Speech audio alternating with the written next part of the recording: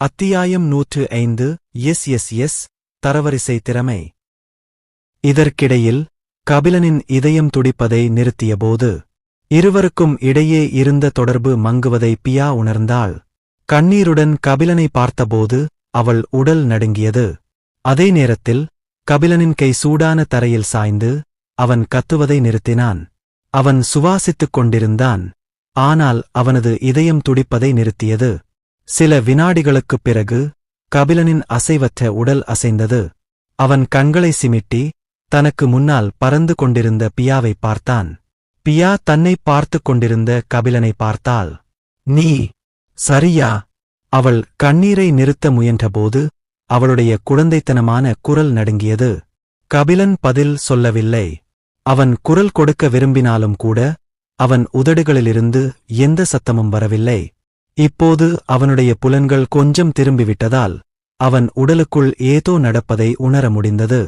கபிலன் பியாவை பார்த்துக் கொண்டிருந்தபோது அவனது உடலுக்குள் இருந்த நீல நிற தீப்பொறிகள் அவனது ஆன்மாவை நோக்கி நகரும் முன் பிரகாசமாக பிரகாசித்தன. அவை ஒரு சிறிய வெள்ளை வெற்றிடத்திற்குள் தோன்றின. காலியான வெற்றிடத்தின் நடுவில் ஒரு வெளிப்படையான உடல் செங்குத்தாக மிதந்து கொண்டிருந்தது. உடல் முழுவதும் தங்க நிறத்தில் இருந்தது. அதன் முக அம்சங்கள் கபிலனின் முகத்தைப் போலவே இருந்தன. அதன் இடது தோள்பட்டை முழுவதுமாக இல்லாமல் போனதால் உடல் முழுமையடையவில்லை. அதன் கண்கள் மூடியிருந்தன, ஆனால் உடலின் முகத்தில் மிகவும் வேதனையான வெளிப்பாடு காணப்பட்டது. நீல நிற தீப்பொறிகள் தங்க உடலை நெருங்கி தங்க உடலைச் சூழ்ந்தன. நீல நிற தீப்பொறிகள் அனைத்தும் மெதுவாக உடலுடன் இணையத் தொடங்கின. சில நொடிகளில் நீல நிற தீப்பொறிகளில் பாதி மறைந்துவிட்டன, ஆனால் உடலின் முகத்தில் இருந்த வேதனையான வெளிப்பாடும் மறைந்துவிட்டது. நீல நிற தீப்பொறிகளை உறிஞ்சிய பிறகு உடல் மீண்டும் முழுமையடைந்தது. மேலும் இப்போது அது முன்பை விட மிகவும் பிரகாசமாக பிரகாசித்தது. மீதமுள்ள நீல தீப்பொறிகள் தங்கள் பிரகாசத்தை இழந்தன. ஒரு அலையுடன் அவை கபிலனின் நரம்புகளுக்குள் திரும்பின. கபிலன் இப்போது தனது புள்ளிவிவரங்களை பார்க்க முடிந்தால் அவனது இரத்த வம்சாவளி தற்காலிகமாக திறக்கப்பட்டிருப்பதை அவனது அறிந்து கொள்ள முடியும். ஆனால் அவனது உடல்நிலை காரணமாக அவனால் அதை பார்க்க முடியவில்லை. அதே நேரத்தில் கபிலனை பார்த்துக் கொண்டிருந்த பியா கண்களைச் சுருக்கினாள். அவன் கண்களுக்குள் இருந்த அழகான பச்சை நிறம் மறைந்துவிட்டது. அவன் தலைமுடியின் நிறமும் மாறத் தொடங்கியது. முன்பு வெள்ளி நிறத்தில் பிரகாசமாக மின்னிய அவனது தலைமுடியின் ஓரம் சாம்பல் நிறமாக மாறியது. அவர்களுக்குள் இருந்த பிரகாசம் மறைந்துவிட்டது. பியாவின் பார்வையில் திடீரென கபிலன் மூச்சுத் திணறி மார்பை பிடித்துக் கொண்டான். ஒரு நொடிக்குப் பிறகு அவனது இதயம் சாதாரணமாகத் துடிக்கத் தொடங்கியது. வலியும் மறைந்தது. அவன் கையை அசைத்து நிம்மதிப் பெருமூச்சு விட்டான். ஆழ்ந்த மூச்சோடு கபிலன் நெற்றியில் வழிந்த வியர்வையைத் துடைத்தான். அவன் உடல் வெப்பநிலையும் சாதாரணமாகிவிட்டது. அவனது தலைக்குள் நூற்றுக்கணக்கான கேள்விகள் அலைமோதின. இது அவனது இரத்த வம்சாவளி காரணமாகவா? ஆனால் யாராலும் அவனது கேள்விகளுக்கு பதிலளிக்க முடியவில்லை. அவனுக்கே கூட எதுவும் தெரியாது. கபிலனுக்கு அது பிடிக்கவில்லை. ஏனென்றால் அவனால் தன் உடலின் மீது எந்த கட்டுப்பாடும் இல்லாமல் இருந்தான். இது போன்ற ஏதாவது மீண்டும் நடந்தால் தாங்க முடியாத வலியால் அவன் இறந்து விடுவான். அவன் நகர்வதைப் பார்த்த பியா மெதுவாக கபிலனை நோக்கிப் பறந்தாள். கபிலன் அவளைப் பார்த்தான். பியாவின் கண்கள் முழுவதுமாக சிவந்திருந்தன. அவள் அழுத்தது போல் தோன்றியது. லேசான புன்னகையுடன் கபிலன் பியாவை பிடித்து அவள் ரோமத்தை சுருக்கினான். அவர்கள் சண்டையிட்டு ஒருவரையொருவர் திட்டிக் கொண்டாலும் அவள் அவனைப் பற்றி கவலைப்படுகிறாள் என்பது அவனுக்குத் தெரியும். நான் நலம், கபிலன் சொன்னான். ஒவ்வொரு நொடியும் அவனுடைய வெளிரிய நிறம் சாதாரணமாக மாறிக்கொண்டிருந்தது. நான் உணர்ந்ததுதான். என் பலத்தில் பெரும் பகுதியை இழந்துவிட்டேன். என்ன நடந்தது என்று அவனுக்கு தெரியாததால் அவனது குரல் அரிதாகவே கேட்கக்கூடியதாக இருந்தது. ஆனால் பின்னர் கபிலன் தலையை ஆட்டினார். கபிலன் பியாவின் கண்களைப் பார்த்தான். அவனால் அவனது பிரதிபலிப்பைக் காண முடிந்தது. அவனது தலைமுடியை பார்த்ததும் கபிலனின் முகத்தில் ஒரு முகச்சுளிப்பு தோன்றியது.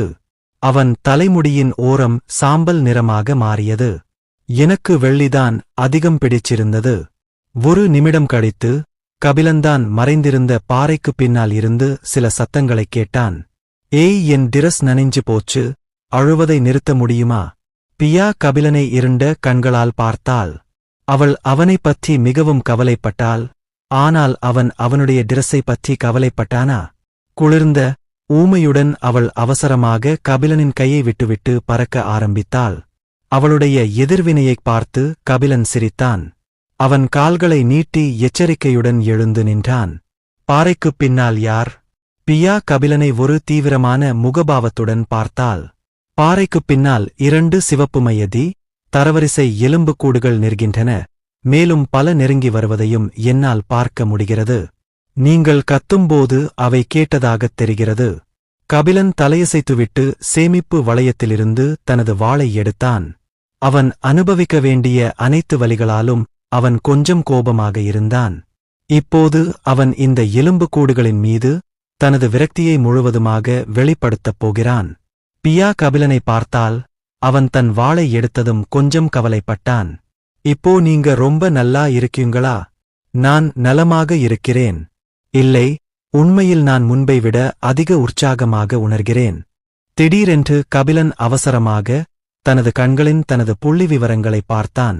புள்ளிவிவரங்கள்: பெயர் கபிலன், இரத்தக்கோடு வானியல் பூட்டப்பட்டது, தரவரிசை தி, வலிமை தி, மானா பிளஸ் தி, வேகம் தி, திறமை தரவரிசை ஒடுக்கப்பட்டது, அதிர்ஷ்டம் ஏ, திறன்கள் எஸ், அயர்பால் ஏப், தரவரிசை. தனது தரவரிசையைப் பார்த்ததும் கபிலனின் கண்கள் விரிந்தன. நான் உடைச்சுட்டேனா? அவன் அதிர்ச்சியுடன் கூறினான். சில வாரங்களுக்கு முன்புதான் கபிலன் மைனஸ்தி தரவரிசையை அடைந்தான். மீண்டும் வெற்றி பெற இன்னும் சில மாதங்கள் ஆகும் என்பது அவனுக்கு தெரியும். பியாவும் ஆச்சரியப்பட்டாள். கபிலனின் தரத்தை அவள் அவசரமாக உணர முயன்றாள். ஆனால் பின்னர் அவள் நாக்கை அழுத்தினாள். ஏனென்றால் கபிலன் அந்த விசித்திரமான காதணியை அணிந்த பிறகு அவனிடம் இருந்து எதையும் அவளால் உணர முடியவில்லை. மறுபுறம் கபிலன் திறமையைப் பார்த்ததும் அவனுக்கு அதிர்ச்சி அதிகரித்தது. என்ன ஆச்சு? அவன் மூச்சு வாங்காமல் முணுமுணுத்தான். அது எஸ் தரவரிசை. பீனிக்ஸ் தனக்கு உதவிய பிறகு தனது திறமை எஸ் தரவரிசையில் இருந்தது. ஆனால் இப்போது அது எஸ் தரவரிசையைக் காட்டுகிறது என்று கபிலன் நினைவு கொண்டான் கூர்ந்தார். மேலும் அது இன்னும் அடக்கப்பட்டுள்ளது. ஆனால் கபிலன் திடீரென்று சிறிது நேரத்திற்கு முன்புதான் அனுபவித்த வலியைப் பற்றி யோசித்தான். அவன் நடுங்கினான். மீண்டும் அவ்வளவு வலியை அனுபவிக்க அவனுக்கு விருப்பமில்லை. என் இரத்த வம்சாவளி கொஞ்சம் விழித்தெழும்போதெல்லாம் நான் வலியை அனுபவிக்க வேண்டுமா? பாறைக்குப் பின்னால் நின்றிருந்த சிவப்பு எலும்புக்கூடுகளில் ஒன்று தலையை வெளியே எடுத்து பாறைக்குப் பின்னால் பார்த்தபோது கபிலனின் எண்ணங்கள் கலங்கின. இதுக்கு இல்லையா ஒரு எண்டு? எரிச்சலான முகபாவத்துடன் கபிலன் ஒரே அடியில் எலும்புக்கூடு மண்டை ஓட்டை நசுக்கினான். கபிலன் பாறைக்குப் பின்னால் இருந்து குதித்து பியாவைப் பார்த்தான். இன்னும் எத்தனை எலும்புக்கூடுகள் வருகின்றன? ஒரு எளிய கேள்வி. ஆனால் பியா பதிலளிக்கவில்லை. பியா! கபிலன் அவள் பெயரை கத்திக்கொண்டே அவனுக்கு முன்னால் இருந்த மற்றொரு எலும்புக்கூட்டை தாக்கினான். ஒருவேளை 400 அல்லது ஏதாவது? பியாவின் வார்த்தைகளைக் கேட்டதும் கபிலன் கிட்டத்தட்ட தடுமாறி விழுந்தான். இறுதியில் மற்றொரு எலும்புக்கூட்டைக் கொண்ட பிறகு கபிலன் வெற்று முகபாவத்துடன் திரும்பி எதிர் திசையில் ஓடத் தொடங்கினான். விரக்தியை விட்டுவிடுவது பற்றி எனக்கு கவலையில்லை. என் உயிர்தான் முக்கியம்.